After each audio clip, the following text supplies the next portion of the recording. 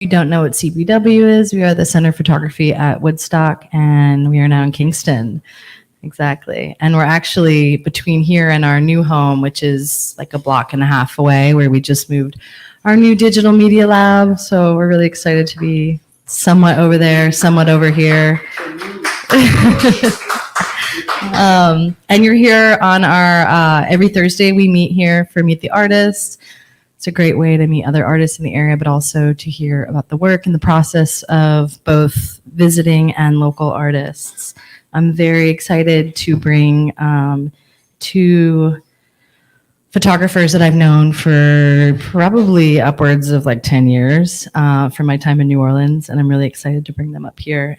Meg will be doing a tintype workshop this weekend, so keep an eye on our Instagram for some of those wacky photos that are going to come out of that for sure. First up is Camille Lenain, is a French-Algerian documentary and portrait photographer who grew up in Paris, studied photography at, how do you pronounce that? Louisiana, Brussels, and ICP in New York City virtually. She relocated to New Orleans in 2013, where she teaches at Tulane University and works on long-term projects with a focus on empathetic portraiture, exploring the notions of stereotypes, collective memory, and plural identities. Can we all give a warm welcome to Camille?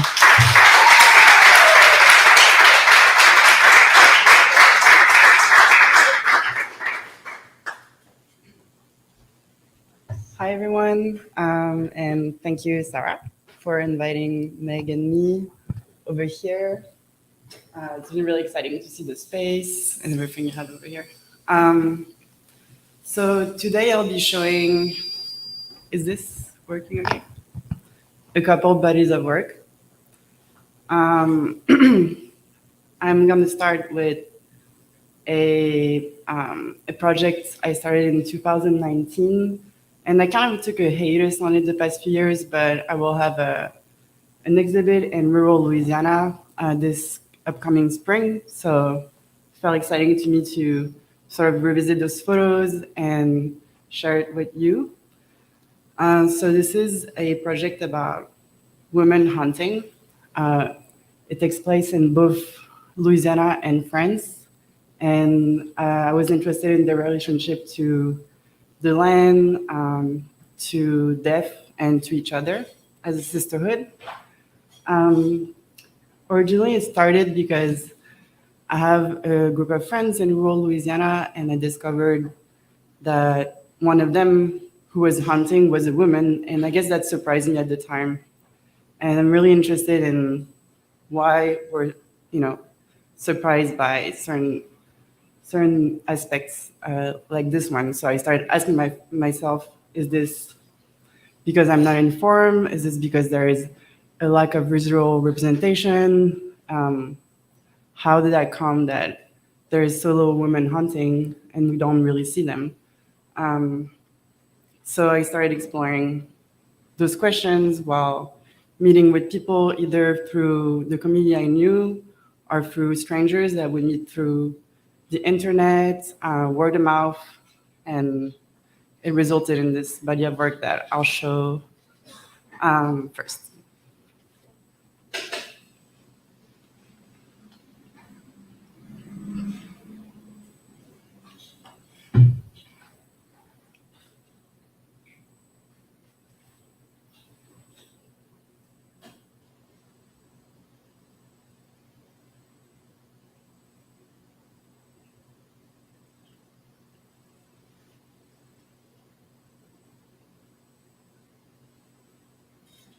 And I guess as someone who grew up in France, I was never surrounded with guns and weapons as much as I did when I moved to New Orleans 10 years ago.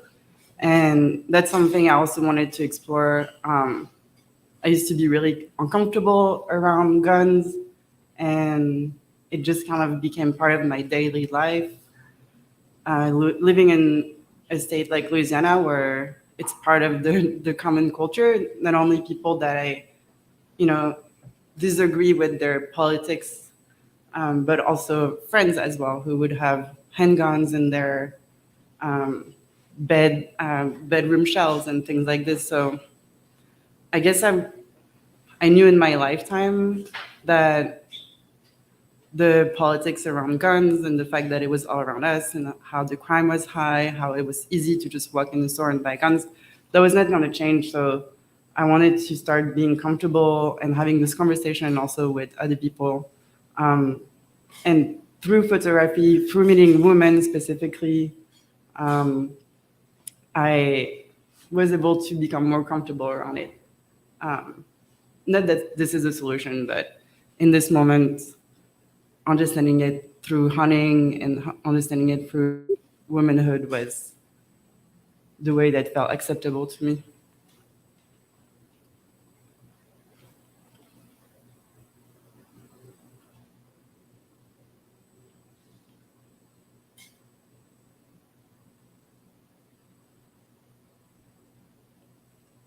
I was also really interested in mythology and the fact that in Greek and Roman mythology, and Artemis and Diana are the goddess of the hunt, also the moon and fertility.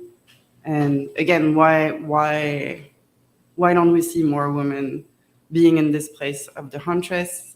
You know, historically, it's the designation of the woman of the men would be the hunter and women the gatherer. And basically, all through these photos, through the conversation I had with the women, I was trying to challenge that stereotype.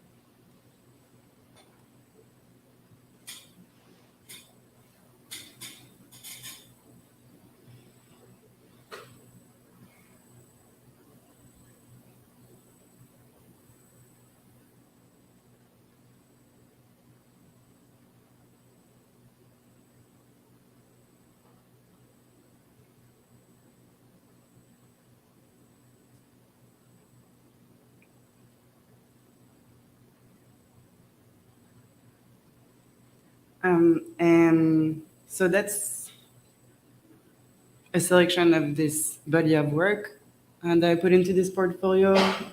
I was trying to kind of, for this specific selection, for this specific edits, sort of walk away from the idea of telling the story of a specific region, but seeing again the themes of death, of land, and of sisterhood as a whole.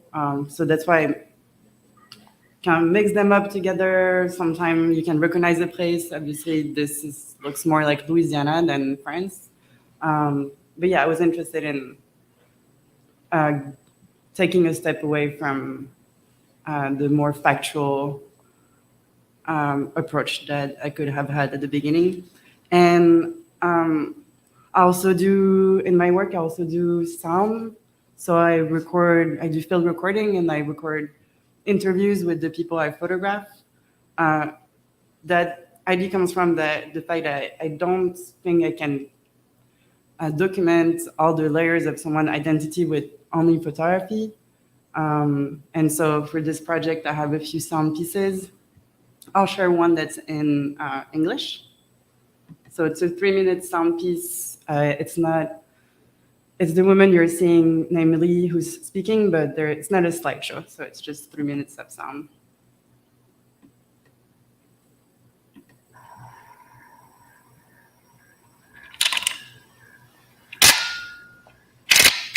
I always liked guns. I still have a pistol that I've been shooting since I'm like 9 years old. There's a picture of me and my dad on a picnic table shooting it.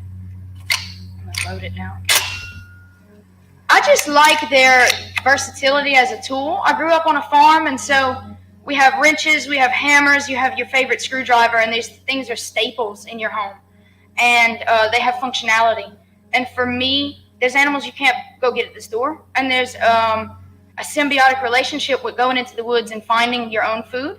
That was also relevant and correlative to how we grew up farming. I mean, we already harvested our own food. So to go out there and harvest more food was just in the same circle. So for me, guns were just another tool. It was like a screwdriver or a fork. When I was a certain age to understand a safety and a trigger, I was shooting them so that I could understand their power.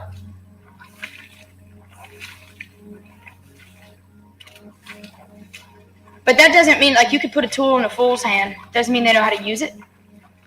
So to, like, use nature against you, whether it's the wind, whether it's sounds, whether people think I'm crazy, but I'm taking my rubber boots off because they make too much noise and I get really close onto a pig and then can kill it, which it's delicious. So it's like that conquering in like, you know, in an apex predator, or even to be softer in a video game sense. Who doesn't like to win?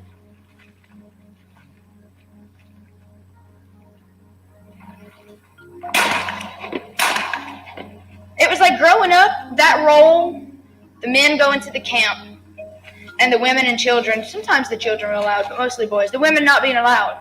Like, oh, we go into the camp, my wife is going to stay home and cook and clean and see about the babies. And growing up, I was so tomboy that lit a fire into my ass. I didn't like that very much. I was like, well, I want to go to the camp and go hunting, and no, girls can't go to the camp. So for me, I hunted a lot with my dad growing up, but he didn't introduce me to all the animals I hunted that I hunt now.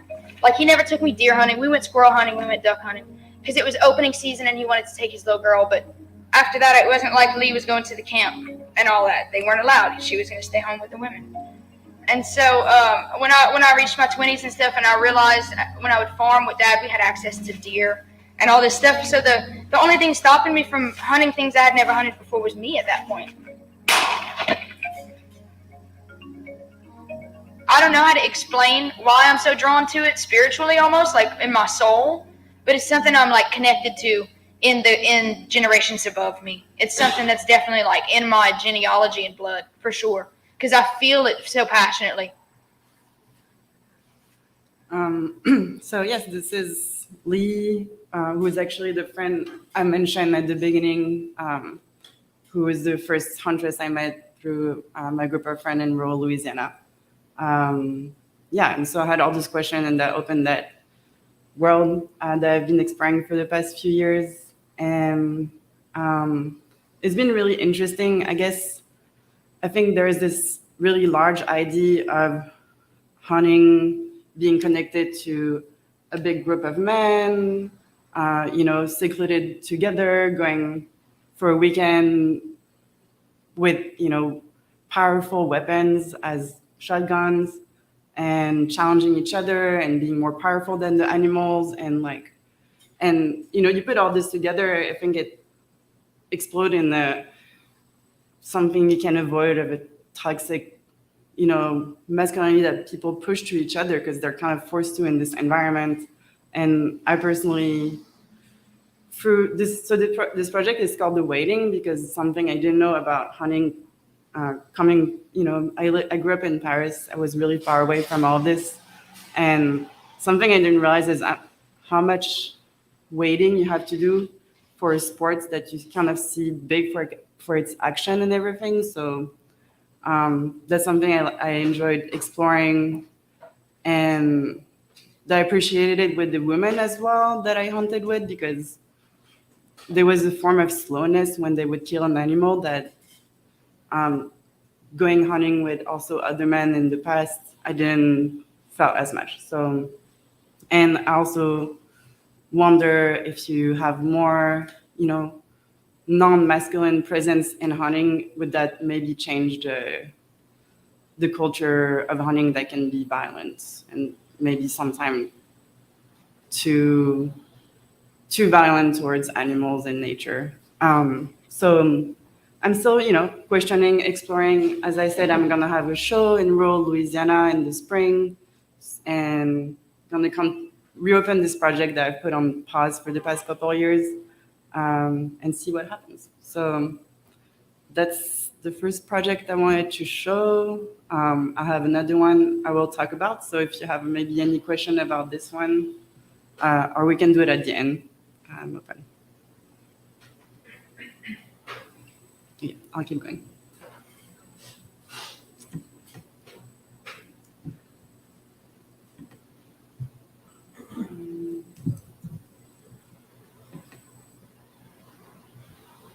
How do I do that?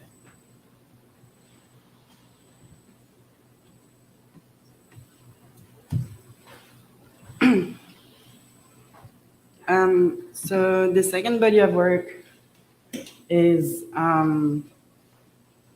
a project I started in 2020, and it's a project in homage to my uncle that you're seeing here in the ID photo.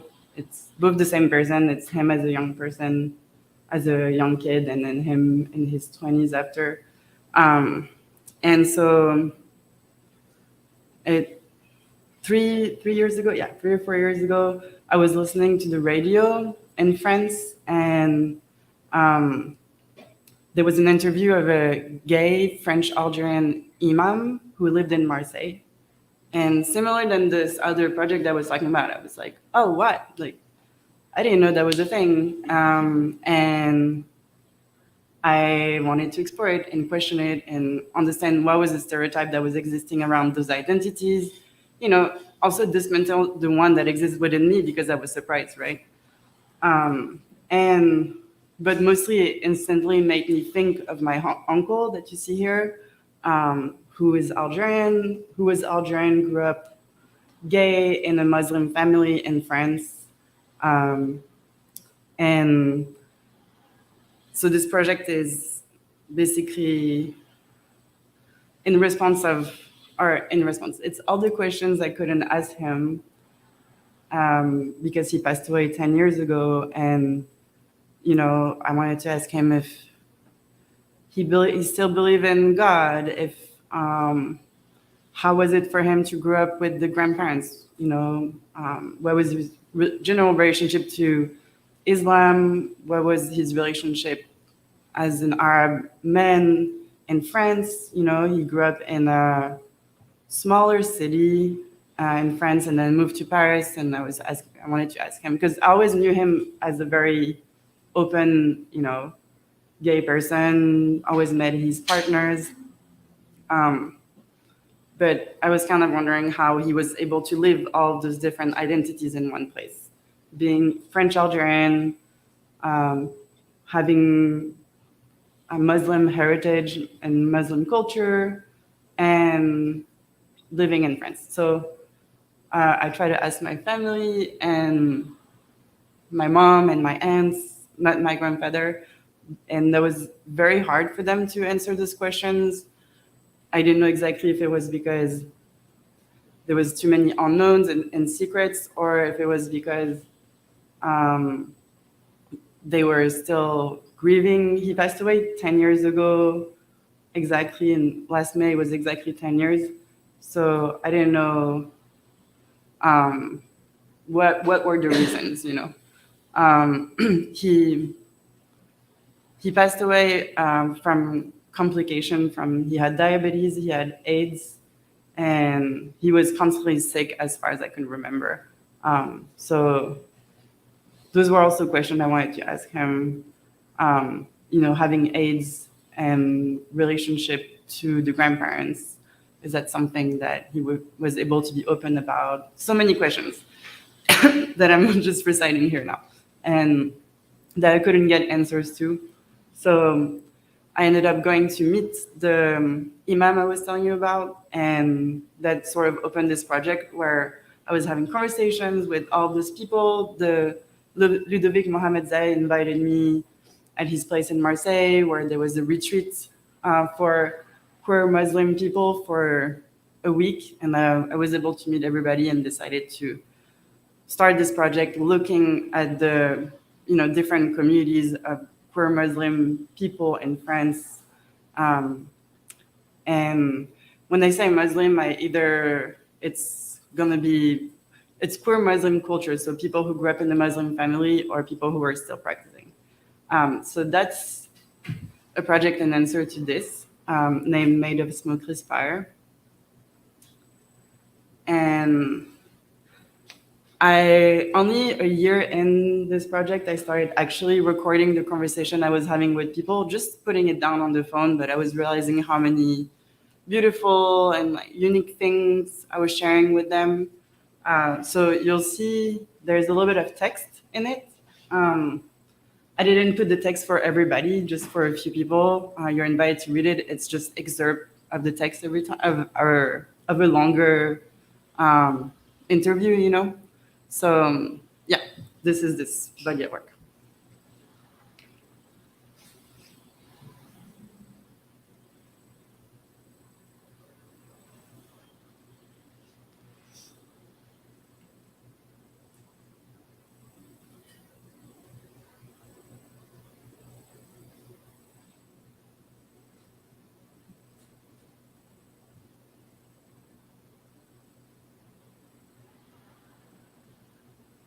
This is, I think it's confusing on the screen, but it was a mistake in the print where it's like double printed. So it's not the screen, it's actually the Quran being double printed. This portfolio I put together is a little bit newer. I've been trying to play with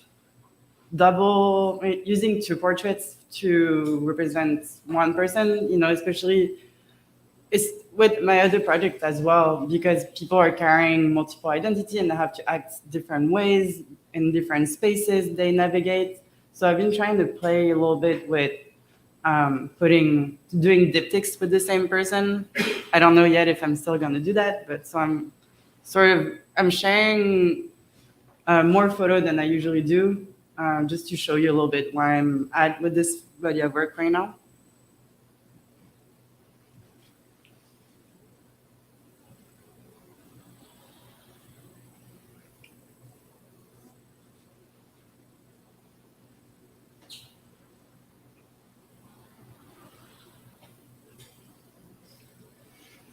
There's, you know, the question of anonymity. Did you say anonymity in English? Yeah. There's the question of anonymity and photographing people who have decided to stay invisible, and how do you photograph that? You know, sometimes people rather stay invisible. You know, that's something. You know, there was a big wave of queer people moving to big cities for the reason when people didn't, you know, grew up in big cities, for the reason of in big cities you're kind of able to stay invisible if you want to. So that's something I'm exploring right now, is how to put this experience to light while respecting people who want to stay in the dark. I'm exploring also this notion of indifference, and why do certain people decide to maybe bring the less attention to them in order to avoid hate, but questioning, does that make you avoid love as well, you know? And that's something that I've found with this project and the people I've met. Their relationship to love is really strong through faith and also through inner community, you know. But just thinking about this notion of indifference and, you know, in the practice of photography, how do you do this in the practice where you have to, where you, I mean, not your job, but your approach is to point your lens at someone and share it with the world. So how do you do this while respecting people's needs?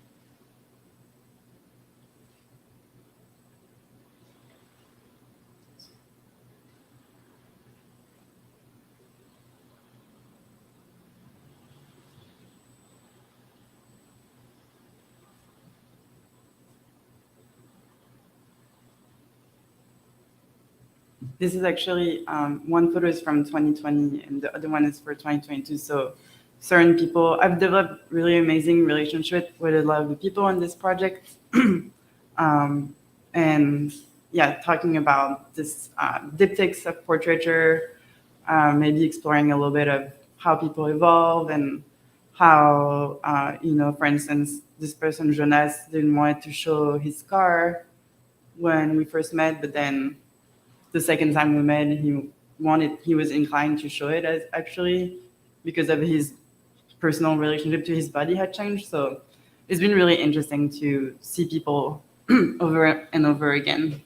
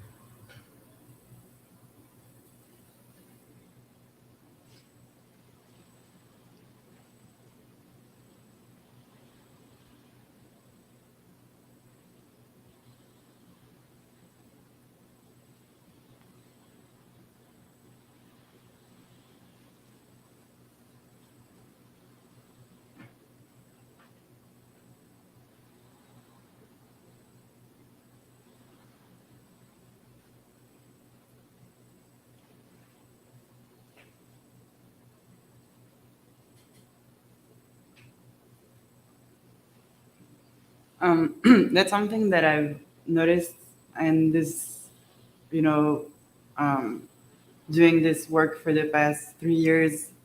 A few of the people that I've met and had conversation with and did portraits spoke a lot about suicidal attempts, or in the case of Manel, it's not necessarily suicide, but it's just complete incapacity of being able to project yourself because you can't see yourself anywhere, as she said, and that kind of really hit me in the way that understanding the necessity of this work and um, for LGBTQ Muslim and Arab people. And yeah, so where I'm at right now in this work is understanding how to share it as much as I can. If when I do a book, what is the form of the book that can be actually useful for people? Okay, you can do a photo art book, but in what way art can also be a tool for reparation? Um, so those are sort of the questions that came up in the past few years doing this work.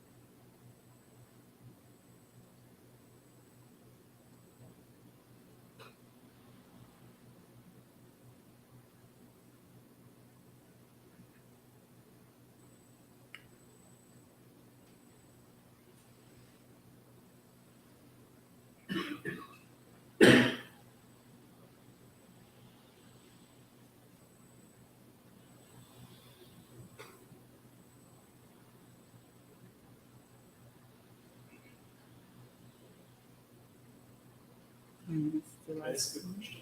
Mhm. On the previous slide, is this the same technique? Some of the other photos also had sort of a offset double image of somebody in a single frame. Are you shooting through something? So this is the same.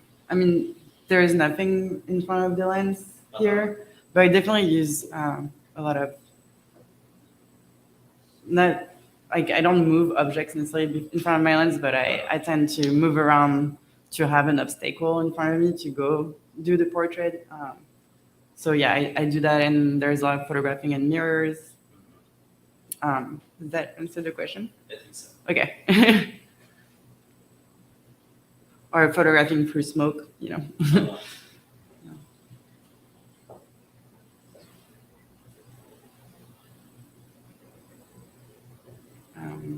This is the last quote. I know I made you read a lot.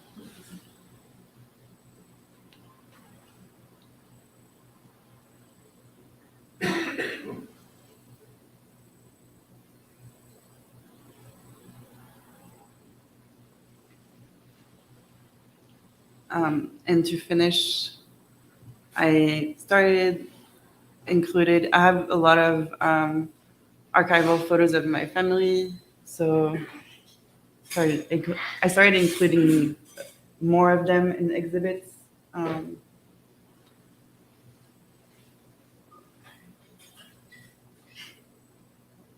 not sure yet. I question archives a lot because it's archives. If you're using photographs of people who have passed away, it's always this question of permission. So I've been slowly questioning this, but I've reconnected with.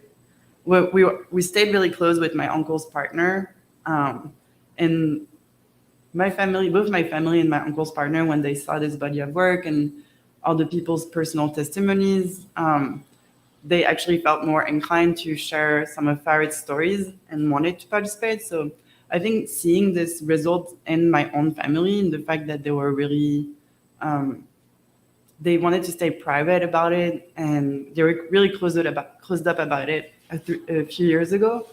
And since then, because I was able to show the work around and they were able to see publications and the work in general put together, they've been wanting to participate. So I reconnected with Thierry, my uncle's partner, or more reconnected to talk about this specifically because he was always staying in the family. So this is the club where they met in Paris, which is closed now. And I did a couple portraits of him recently. So those are all, like, I'm kind of sharing a lot of photos today because this is newer images that I don't know yet what I will do with, but that's kind of the process, you know.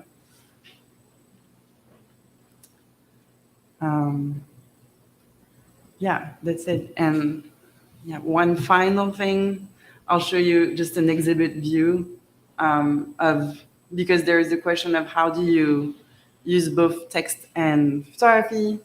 And so this is a recent exhibit I did in New Orleans, and this is how I tend to try to exhibit this work as much as possible.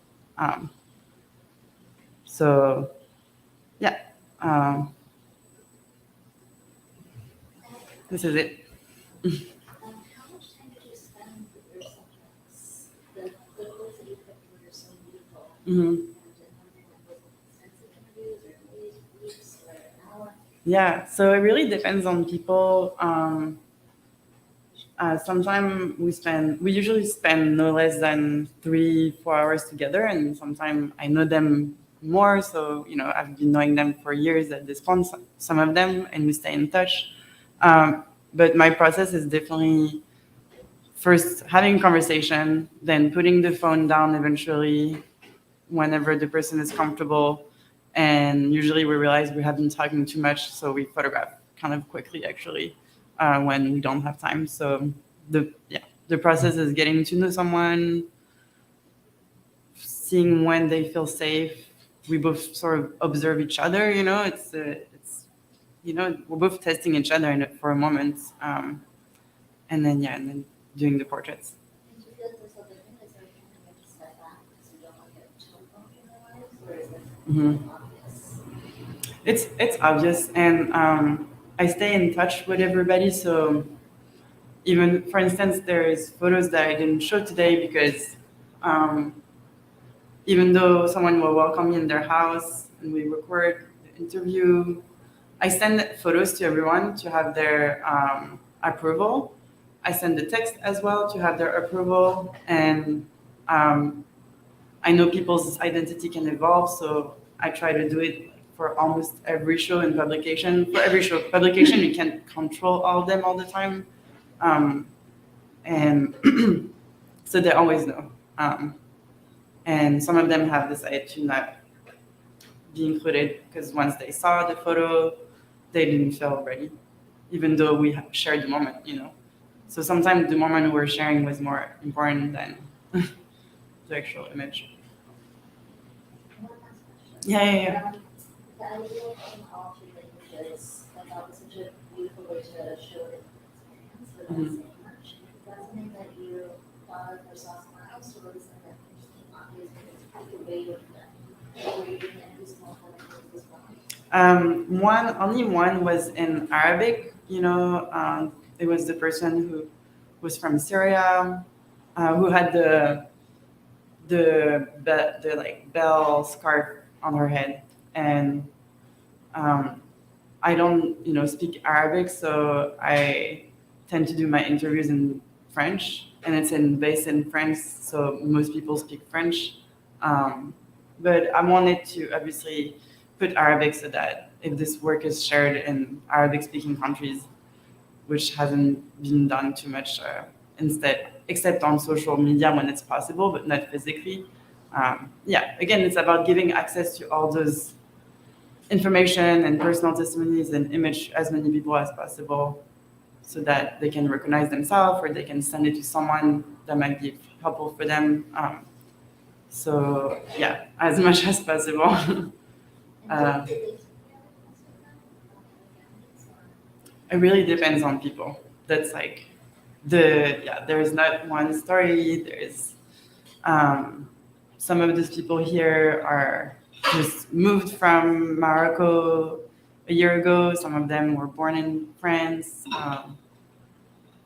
Some of them are refugee from 3 years ago. So depends on everybody. It's a pretty large community.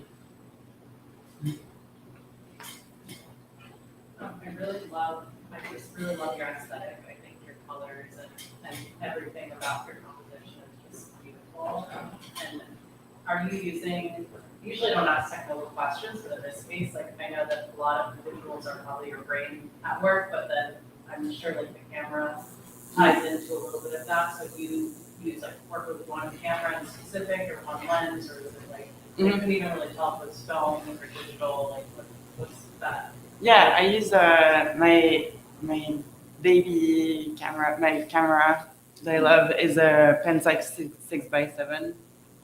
I only have one lens. Sometimes I borrow another one. I kind of like working with one lens, but it's an 80 millimeter. Yeah, and portrait film.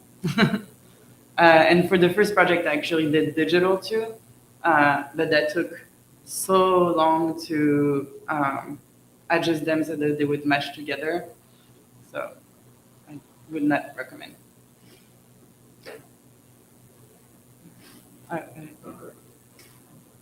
What does the ocean represent here?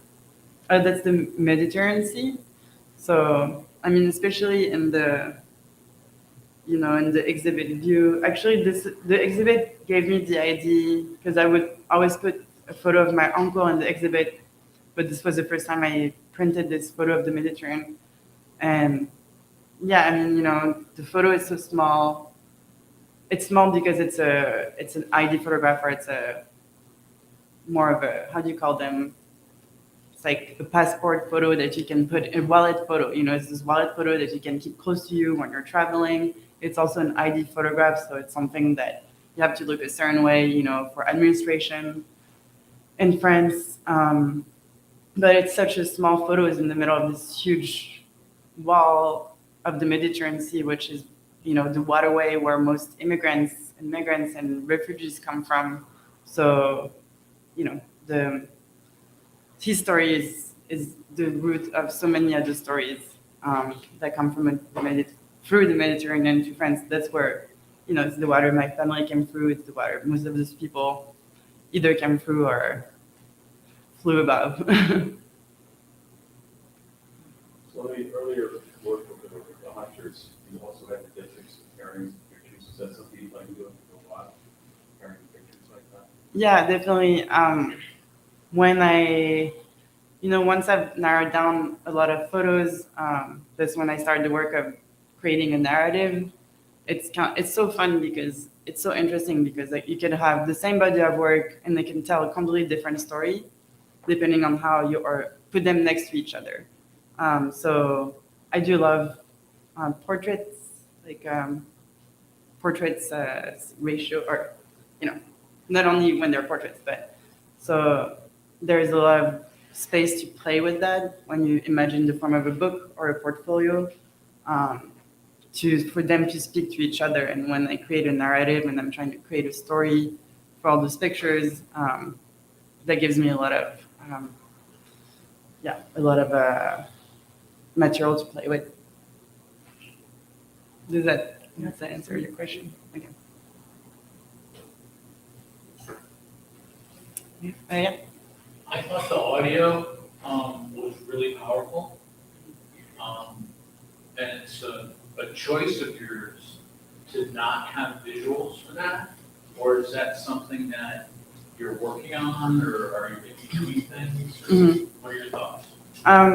My thoughts are, well, first of all, technically, to be alone, hunting, photographing with two cameras, a digital, a film, and then doing the audio is like already exhausting.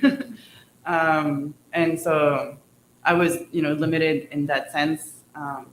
I was not going to bring another video camera because I worked mostly alone for this project. I'm exploring the idea of having more, a little bit more abstract images of hunting, like following the feet of someone or just wading through the forest, But in terms of, for instance, sharing them through an exhibit, I would really like it if someone can sit down for 3 minutes, listen to the audio, maybe look at the photo, look at the landscape, because this exhibit will be also outside, and do what the hunters do, listen and wait. Did you think it should have video? You don't look convinced. No, that's not my call. Okay. It's your work. Yeah. But yeah, I mean, why not video? Yeah. You're actively choosing not to shoot video.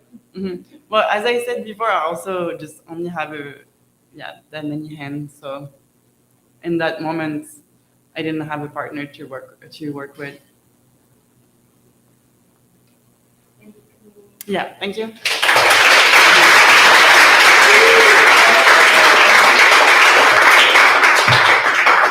Let's take a coffee break, bathroom break, then we'll come back for vegetarian. Very soon.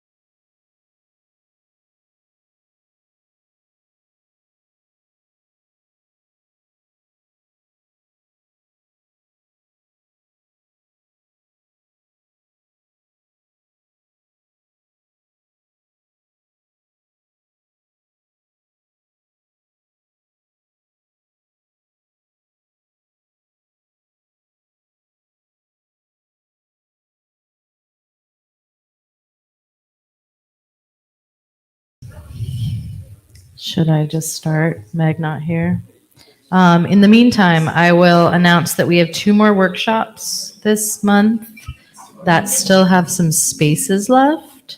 One is Photographing Your Community with Elias Williams, who was an air last year here at CPW.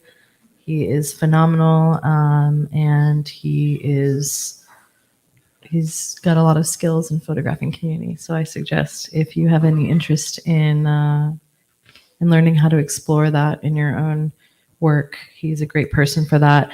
We also have an introduction to wet plate photography with local tintype collodion photographer Judith German Hines, and we're going to be at this like beautiful estate shooting tintypes all weekend. So I highly suggest if you have any interest in learning that process or and getting to have fun on beautiful property, taking photos of nature and the other people in it, I suggest that one. So I think Meg is in the house. Our second artist, Meg Turner, is a printmaker, photographer, and installation artist, specializing in analog modes of printing and photography. She's particularly interested in the history of photomechanical processes used in mass image production, from photogravure and wet plate collodion to offset lithography, silkscreen, and digital publication. Her work in portraiture show the world through a queer maximalist lens. I emphasize maximalist. Meg, you did a tintype pop-up the other day. How many tintypes did you take in the course of a half a day? 32 unique, incredible portraits with assistants Lee and Kat. Meg received her BFA in printmaking from the Rhode Island School of Design in 2008 and an MFA from Columbia University in 2016, where she was a Leroy Newman Center for Print Studies Print Fellow. Turner moved to New Orleans in 2009 and currently teaches printmaking at Tulane University. Let's welcome Meg, please.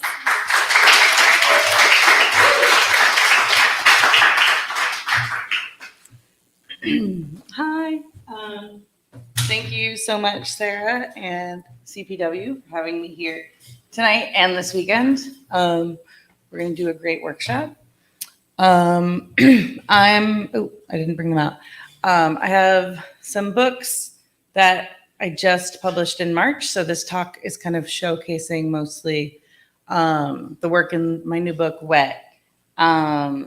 I'm going to do this in 3 parts. This video is kind of a quick run through of the book, set to music. I made it to celebrate the book launch, very much in the style of Nan Golden, and also in honor of our friend Chris B., who about 12 years ago was the first person who said, you know, it's important to photograph your community and the people you love and photograph them doing what they love in the places they love and loving themselves. And that really struck home. So the video got a little corrupted and I don't have my hard drive, so it ends very abruptly. And then I'm going to do a PowerPoint and kind of bring you through the book. And then in the end, if we have time, I actually have physical prints because I was teaching at Women's Studio last week. And so I can show you some physical prints, which is always great. I know a lot of people here are into kind of like the physical making of photography. Let's see how loud this music is.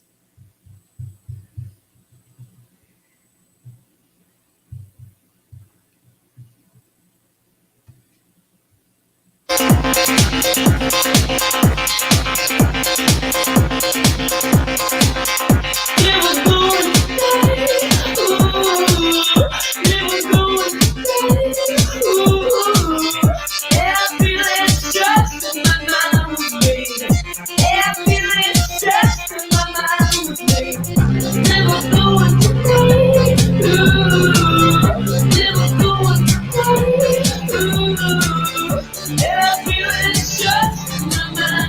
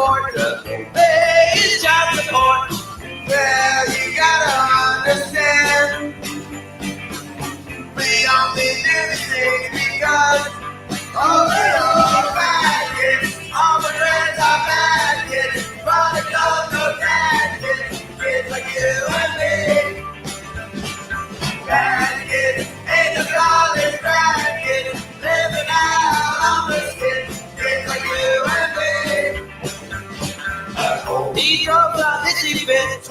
He drove give a shit. Oh, grandma's not running from the cops. Paper in your yard. On my report card. In the bathroom stall. A penis on the wall. Well, you gotta understand. We only do these things because we are bad kids. All my friends are bad kids. Prodigal, no dad kids. Kids like you and me. Bad kids, in the college bad kids. Living out on the skid. Kids like you and me. Like you and me.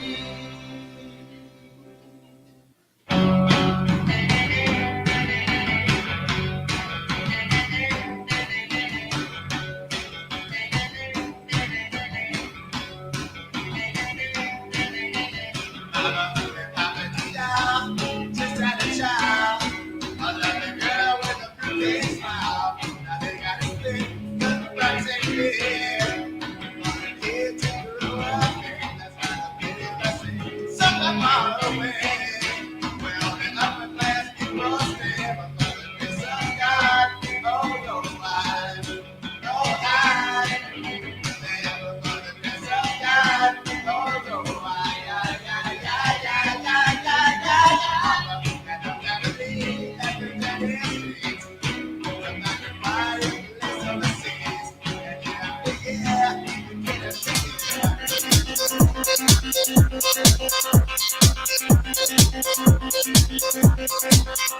It was going it was going every little stress in my mind was made. Every little stress in my mind was made. It was going it was going every little stress in my mind was made. Every little stress in my mind was made. It was going it was going every little stress in my mind was made. Every little stress in my mind was made. With my body is the serious reach. It was the riches, but I didn't reach. Saying my girl and I will go insane. Sorry for the abrupt ending.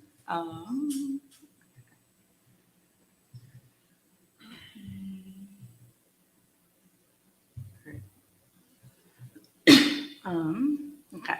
So as you can see, this body of work spans about, I started taking tintypes more than 10 years ago. This spans about 8 years. And the beginning impetus, I wanted to take portraits of the people closest to me, thinking about, the process of tintype, where it exists in history, often in the very back of someone's family album, and thinking about family and how we photograph each other, how someone can want to be photographed, and using this process, and because it's so slow, to spend a lot of time thinking, if you can envision your own portrait, let's plan, let's talk about how you want to present yourself to the world. One thing I really love about this process is it's instant, like digital, like Polaroid. You can really see the results immediately. So someone can look at it, they can react to it. They can say, oh, no, I don't, that's not actually what I want. That's not what I'm going for. And then you can react in real time. It's also, if you're familiar with it, it's a mirror image. And so it's actually more like looking at yourself in a mirror than any other type of photography. So to be the subject, I'm trying to get close to that. Not what you see in the mirror when you're having a terrible day and hating yourself, but what you see when you're capturing for a moment how you want to put yourself out in the world. So on the right, we've got one of the oldest that I've done, and these two especially. At the very beginning, I began, I was photographing and I was thinking about who am I inviting in to photograph? beginning to work on how to do portraiture and wanting to create a body of work. So I kind of put it at working on a show for 2016, put it at who has held me when I have cried. And I began to use that because you can't argue with that when someone says, like, why didn't you photograph me? And I'm emotive, so that was, enough people to fill a show. And, these are the people who really, my family actually lives in France. Camille and I have done some amazing photo traveling there. So my family's far away. I live in New Orleans. So who becomes your family, not just in a sense of queer community, but if you live really far away. And so you get really close. And we have, I'd say, a very strong sense of community. And this feeling of, who do you go to when you're sick, when you need things, who holds you in those emotional places, and how can I give back? And not in a, I'll photograph you crying, but, you've made me feel strong. So how can I photograph you in your best strength? How do you feel the most powerful? Sometimes that means sexy. Sometimes that means strong. And sometimes there's a lot of planning. So on the right, this was my partner at the time who didn't want to be photographed until she saw a photograph of a David Bowie photograph, or of David Bowie by Helmut Newton. And she was like, okay, if you can make me look like that, I'll do it. And I was like, challenge accepted. It took me about, a half a day to realize that obviously he's like holding the camera at his crotch. And so I also use photo inspiration, not just for like what has a photo existed in the world that has made you say that, like, that's my gender, that's my power, that's what I want. Can we recreate it? But also I was learning portraiture. So I was learning how to hold the camera. On the left, our dear friend Kitty, we borrowed a miniature horse for this photo shoot, and every thing looked insane until the very end. And I think she gave birth the next day. So she was hugely pregnant with her kid, and picked him up. And I was like, oh, wait, like this just looks great right here. You're like so tough and so sweet. So sometimes you can plan, and then it's really more organic.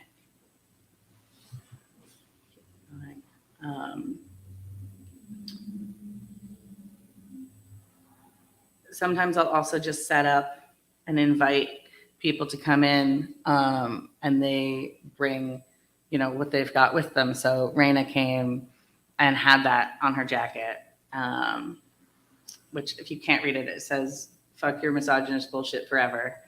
And that felt like a perfect thing to capture in tintype.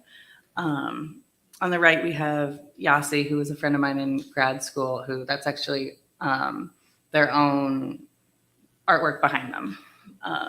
So kind of including tokens that people bring with them in their portrait. Go forward.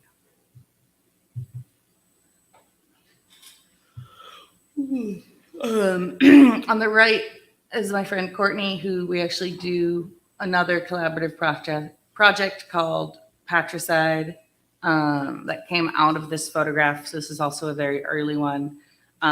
We were going to photograph her as James Dean with a motorcycle. We'd been planning it for a couple weeks, and she called me the morning of and said, like, why am I emulating these stupid white men? I've been boxing. Let's do that Muhammad Ali photo where he's like in the crowd over an opponent. And I was like, great, don't have a boxing ring. And went to Home Depot and bought these like 3 yellow ropes. And she's actually just standing on my kitchen table with a piece of black felt behind her. And that's another thing that I really like about this process is it's really transformable. You can really like use whatever you have lying around, which, side note, is what we're emphasizing in the workshop this weekend is like, what do you want? How do you find it around you? And so the project that we now do together called Patricide is kind of putting her as a butch, non-binary, Black, female body person in the role of all these action movies that we saw as kids. So there's like a James Bond and a spy, the James Bond spy, the Mad Max, the football hero, thinking about kind of representation and what you saw as a kid and not what you imagined could be. On the left is our friend Amelia in a very tradition of the New Orleans Belloc type photograph in that style.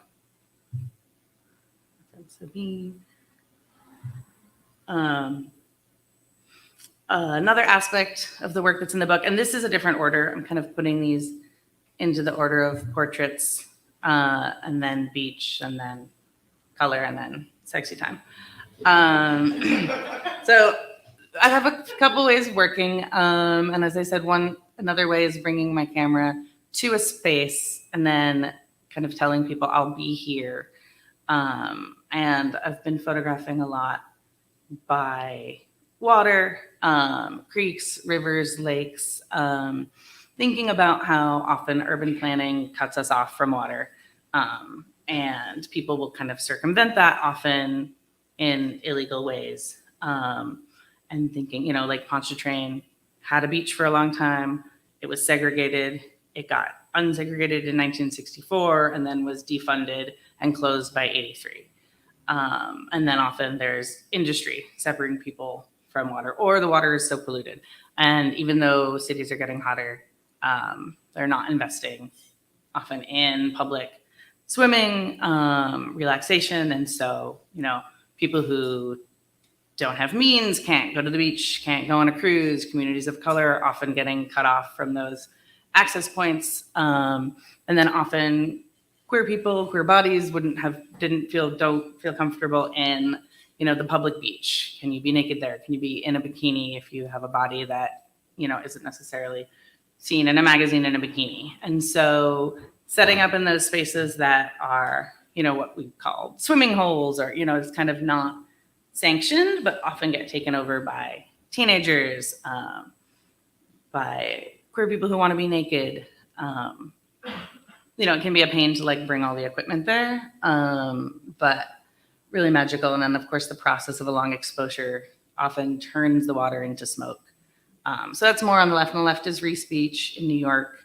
The end of it that's kind of known as being the queer space. And on the right is a swamp, Henderson Swamp in New Orleans. And this is a little bit more in the tradition of the first one with the portrait, my partner and us thinking about what it would be like if there was a queer focused clinic way out in the swamp. So they're wearing their Dr. coat.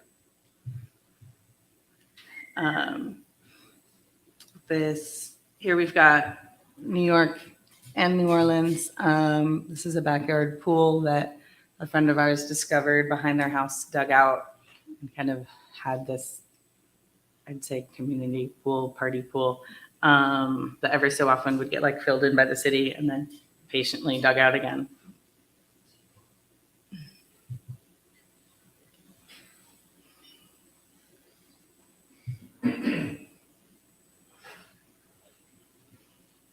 And, obviously in the tintype process, sometimes there's too much sun, there's too much humidity, there's too much artifact. And, sometimes it makes something unusable. Sometimes you still go with it because it's capturing a feeling or a scene. I love photographing people that are in love, that I love, as you can see on the left, good friends of mine.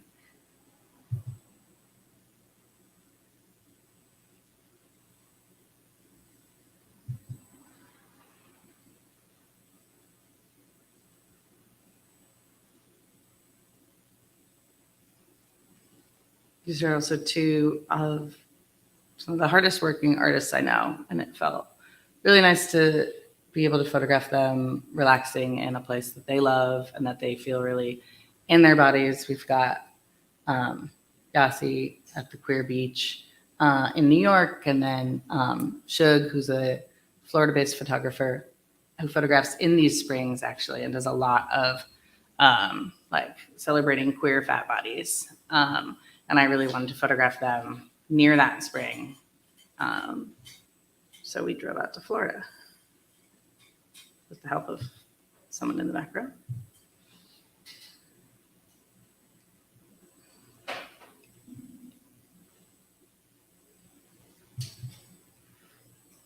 And then another part of my practice, I began to think about, I'm having these conversations about how people want to exist in the world. I'm obviously using a historic process. What does it mean to be photographing contemporary desires and bodies in this process from 1850? And what is my desire in the world? Am I going to start doing self-portraiture? I didn't really want to mess with figuring out how I could possibly pour a plate, run in front of the camera. And so since I'm also a screen printer in my kind of other practice, I really love signage. And so like, what can I make signs that for me, that's making the world that I want to see? And then if I photograph it with people I love, and then I'm photographing it in this historic style, can you get to that sense of, using tools of the past to imagine a different future because you have a sense that it already happened. So Jose Munoz wrote this, great book called Cruising Utopia. And in the beginning, I don't have the exact quote, but he talks about that exact thing of use the tools of the past in the present to imagine a future, which I took to mean, if you can see something and you can imagine that it has existed, does that help bring it forth into the future, into reality, because you can picture it, right? So I got to write on the walls of Columbia when I was a grad student. It says, "God hates guns, loves gay porn." And then that was just the window part. Inside there was a kiosk advertising all sorts of free services. And then I invited my friends. I struggled. I got to school. My work was all about community. All of a sudden, you're alone in New York. I don't know people well enough to be like, "Hey, do you want to take all your clothes off in front of my camera?" But after 2 years, I had that community. So that was my roommate, Liz, and a good friend of mine, Delphine. And this is not in the book, but this is just a little blip into the sense of building that installation. So this is in New Orleans, built this huge installation. And then there's a day of inviting people to do exactly that, to come inhabit this world, and then be photographed. I bought this amazing marquee sign in Mississippi from a dog grooming thing, and I use it a lot. So this couple who actually got engaged that week, I know that he looks old, but he's not. And then they were like, "Can we use this as our engagement photo?" Came in, and part of using this somewhat provocative language is this. You wouldn't see this sign on the side of the road in most of America right now. You definitely wouldn't see it in Louisiana. But it's not a historic photo because it's advertising Narcan, right? So you get in this sense of like, where is this time? And then when, tintypes were popular, was there a giant gas station, serving communities of color in Louisiana that was giving everything, providing health services? And so there's a sense where you're like, this can't exist and I want it to, right? I want a bar that has Narcan and advertises you should probably eat more pussy in your life, right? And then, and so then using this sign again, I made this one like right before the Supreme Court outlawed abortion in Louisiana, right? And so now you can't even see a sign that would offer those kind of services. And even before, everything's hush hush. What would it mean if, abortions, uterine care, everything was advertised in that same kind of cheerful, like dentist office smiling, right? Like, why are things so separated? This is actually, I'll show a little more after, but for a porn mag in England that commissioned me to do a shoot that I worked also really closely with Lee and Kat, who are here, to decorate and to direct this shoot, but I really wanted a sense of it's not just campy fun. It's also like, what is this fantasy, and how are we further from this reality right now than we were, a year ago, 2 years ago. Take some water. There. I admire that Camille can just like not talk and let you look at things. I'm a nervous talker. 2 years ago, I had access to the Joan Mitchell residency, which was this absolutely gorgeous space with a pool.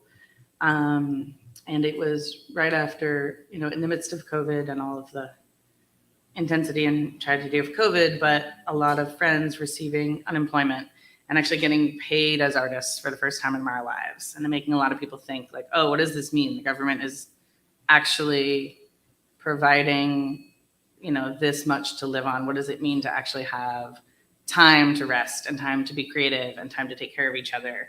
And then be in this space that was like definitely just meant to feel, not just relaxation, but like wealth and luxury and your needs are taken care of. So I invited some friends once the COVID rules allowed us to have some guests to come in, and we'd talk about like what would absolute luxury, wealth, money, relaxation, what is your relationship to capitalism and to money and these ideas of like, this epic luxury that normally is held out as, work as hard as you can forever and maybe you'll get this. But actually you probably won't.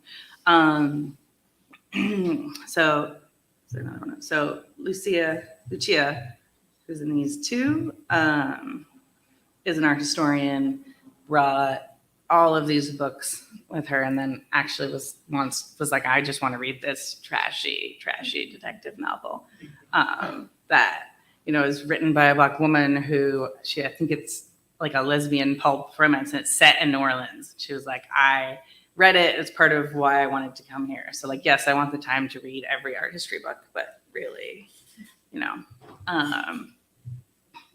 our friend Coco was like, I want to be like as blitzed and glammed up as possible. Let's, bring everything we can. A friend who is a dancer who's like, I want to bring as much money as I possibly can and get my nails done great and think about like, how do I make my money? I make my money with my body. And, I feel good. I don't want to be by this magnificent pool. Being like, this is mine here. And this is actually also based on a Helmut Newton photograph we had seen years before. It was just hands holding money. She was like, yes, I want to do that photo and I want to put it over my pussy. Let's go. This will be turned into color eventually. I'll get to the color. On the right, you can see a kind of a corner of a sign. This is an installation I did in New Orleans. It said God hates borders, loves gay porn. And I had a day of come in and I'll do photos. And I just love this photo because I felt very like Don DeLillo creepy at the time. It was actually pre-COVID.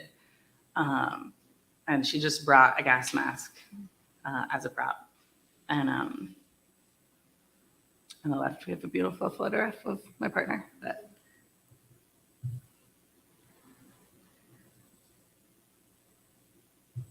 where are we at on time? Oh, we're good. Going back.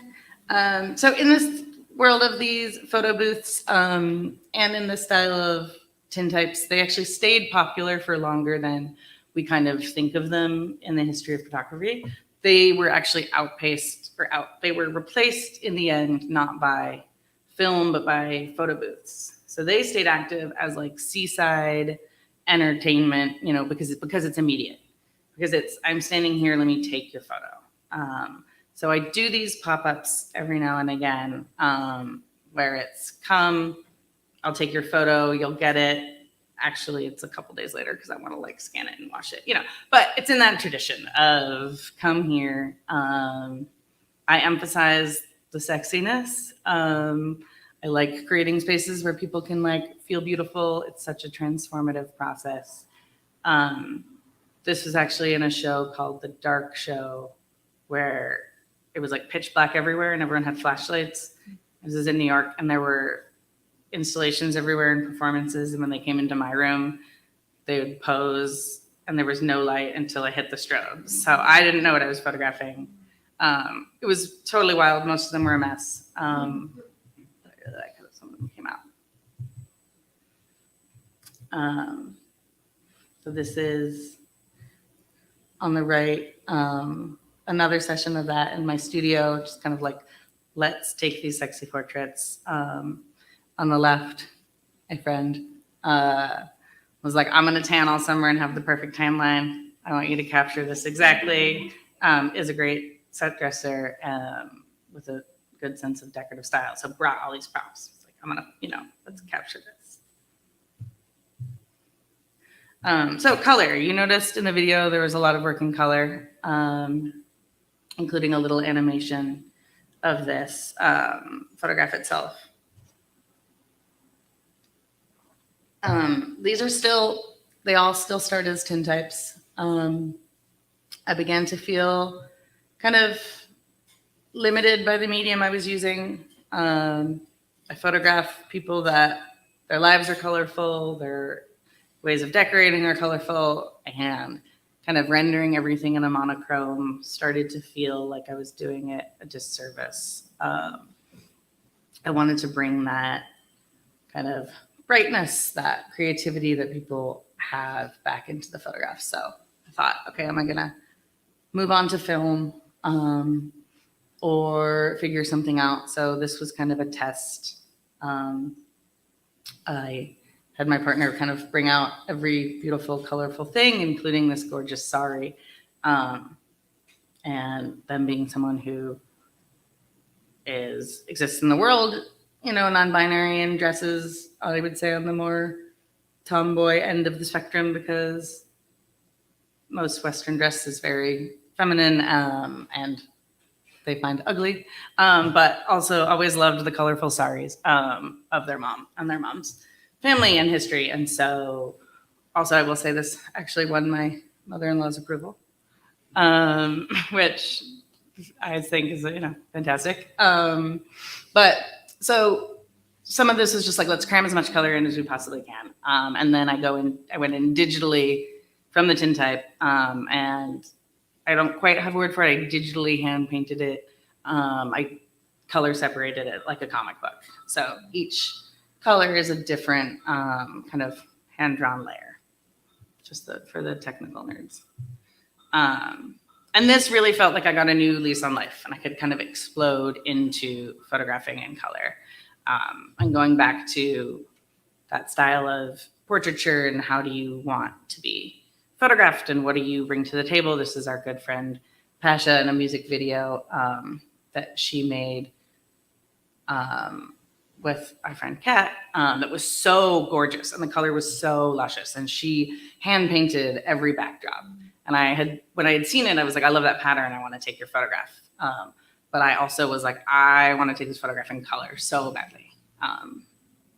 And so the photo is taken in black and white, but then rendered into color. Yeah. Did you also take a color photo for reference, or did you just make up the colors later?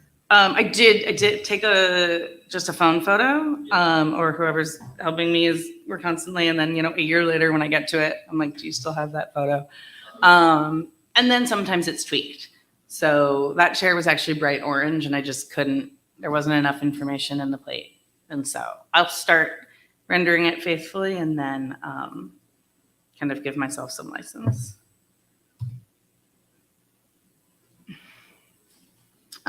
This is the commission from the British porn mag. Obviously, I've been photographing in a sexy way. This was an invitation that really gave me freedom to do something that I felt was fun and goofy, and bring in the talents of some of the incredible performers and set decorators and directors and people that I know, even though our budget was like $500 or something. I spent like $6,000 on it. But it was the prompt, it was the prompt and knowing it would be published. I'm not the best presence person. And so we liked the idea of kind of a day in the life, like the old Playboy style. So it was a day in the life of this fantasy nudist colony set in these Airstream trailers. It's done in a vintage style, but you don't quite know the era. Just a few of them. So we really like that, like super campy. I pulled in, mostly we shot new. I pulled in this old photograph because we'd actually shot that in that same zone. A friend renovates Airstream trailers. And we had done it in the same place. And I wanted to bring a little more of the text in, especially because I knew this would exist in a gay porn magazine that would be mostly dicks. And so even though this is, it's not very, they're all sexy, but I'm not shooting, hardcore, but just wanted to bring a little bit of that energy. So those are just a few of them. And that is me. Let's see. I did bring some physical prints, but I also just talked far longer than I thought I would. So I'm going to conclude that. And if you want to come see some physical prints after, you can, but I can do questions. How did the magazine like your work? Oh, well, they loved it. I mean, it was great. I mean, he did have, he had one question. He called me. He said, I have a question about one of your photographs. Can you call me? And I was like, what on earth could this be? Is it this person pissing in someone's mouth? Which they did do on tintype, which I was very impressed by. Because if you've taken one, you focus the camera and then you're like, okay, go. And then you're like, stop, because we're going to do another one in 10 minutes. Incredible bladder control, whatever. No, but it wasn't that. It was the guy asking about, in that sign that says ACAB, right? Which stands for All Cops Are Bastards. And he was like, I don't want this magazine to be political. And what if there's he said copper, because he's British. What if there's a gay copper? And I was like, well, you did invite me to be part of this magazine. And I'm shooting in America, where I don't know what your relationships with the cops in England are, but, here they're extrajudicially murdering people, often with impunity. So I don't care if you're gay. It doesn't make you not a bastard, hence the ACAB. And so I was like, I'm going to keep that in there. If you as an editor want to put something over that, we can talk about it, but your magazine is called Censored. And he was like, okay, I just had to ask. But yeah, other than that, it was good. It's got good feedback. I have a question. Mm-hmm. I love the two photographs, the one with the money, Mm-hmm. and then one of the ones that you showed right after that, that also had like a very sexualized scene. I think there was like two men and this man. Mm-hmm. And what struck me about them is that the poses are images or poses that I feel like I've seen similar poses to in documentary photography that has sometimes come into question in terms of the ethics or how much documentary photography of people who were prostitutes or street workers and whether it was ethical. And what struck me about these is that they had a totally different energy and feeling. And I feel like it's probably because they were participating actively in the composition. And I'm just wondering whether that was something that you chose with every single thing, how you came to that decision, and whether you felt like that was it intentional, but sort of like being right on the line of something that would be considered provocative, but actually felt like intentional with agency. I think the agency is always a huge question. So, the one with the money, there was definitely like, I don't want my face in it, but I want this pose, right? And that was very much directed, I'd say, from in front of the camera. This is how, and also, as with Camille, I try to check with everyone, is it okay to show this here? Is it okay to show this here? And so that was a case of someone who was like, I want to celebrate this, but let's call it a different name and let's not show my face. I had some conversations with dancers and sex workers in New Orleans about, where is this, are you enacting, or are you having someone have a fantasy of a profession that they don't do? And, how do you confirm that and then not out the person in it? So we definitely, had some kind of how do you use that empowerment and answer questions that people legitimately have. And so that's also part of the, like, I'm going to check with people, you know, you might feel great about something being posted in one platform and then not in another. Obviously, as Camille said, with books, that can be harder. They're printed and then they're out in the world. But so yeah, I don't often direct people, as especially in those portraits. And it's like, how do you want to be shown? Neither of them felt hypersexualized at all, and that's what struck me. The second one especially. Mhm. So I just, yeah, I love that. The making out under the, right. Yeah, it didn't, I mean, even though it was very sexual, it didn't feel hypersexualized at all. It was, Mhm. it was Well, you have to totally- hold the pose for like 30 seconds. So that really quite limits, yeah. My other question is actually a technical one, and it's just about the depth of the light and the way that the three-dimensionality is working. I don't know if I'm articulating this properly, but having done digital and film, the photographs felt like they had much more depth even on film. And I've seen that difference between digital feels like it's much flatter, especially the ones with the water and the reflection. Mhm. Is that because of is that because the tin type itself is three-dimensional, or is it the large format camera that's able to capture much more? Like, do you have a sense of why that is? And is that true that that the contrast is more, that you're able to? I mean, the contrast is insane on this. So this is not the best representation of like the physical photographs. But I would say one thing about tintypes that really make you feel like you can fall into them is that they don't have a grain. So, you know, there can be little schmutz, there can be pinholes. But if you think about silver, if you enlarge it and enlarge it and enlarge it, it looks like grains of sand, right? That's how you focus an image in an enlarger. Digital, if you zoom in and zoom in and zoom in, you start to see pixels. But with silver nitrate, it seems like it's pretty endless. And it just gets kind of the continuous tone, the gray is just, you know, infinitely gray. And so, you know, that's why, especially when all materials were harder to get and photographs were often only this big, you know, you can still make out these tiny, tiny, tiny details.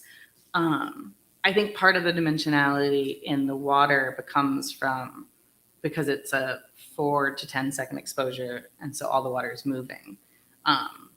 It might be also a lens thing, but I'm not a lens nerd. Half my equipment's broken. I can't tell you what lens I use. It's the one that came with the camera on eBay.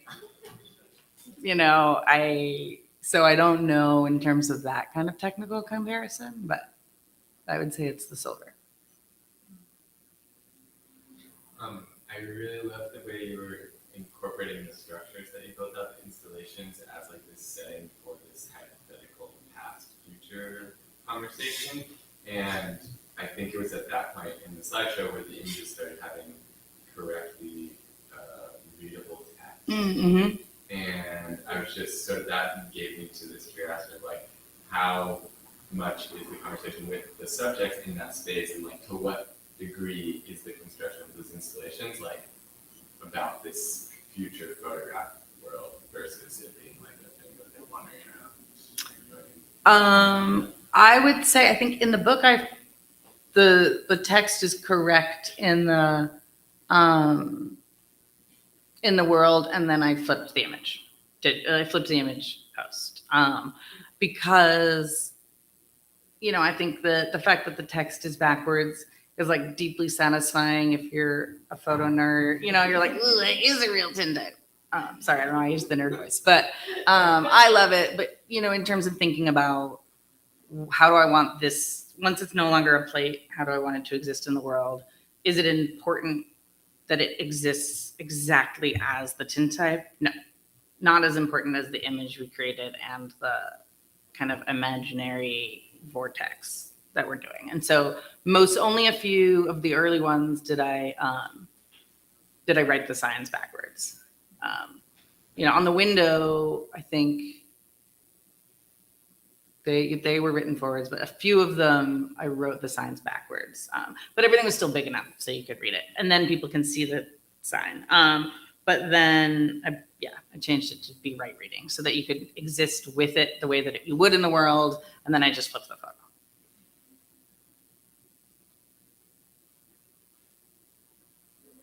anymore. I would be remiss if I didn't plug my book. I have 4 here, and I have a QR code. It was published by a dear friend, Bo Patrick, in New Orleans. So if you want to buy it, it is $36 if you buy it now, and more if you want it shipped. Thank you, Ben. Great. Thank you guys.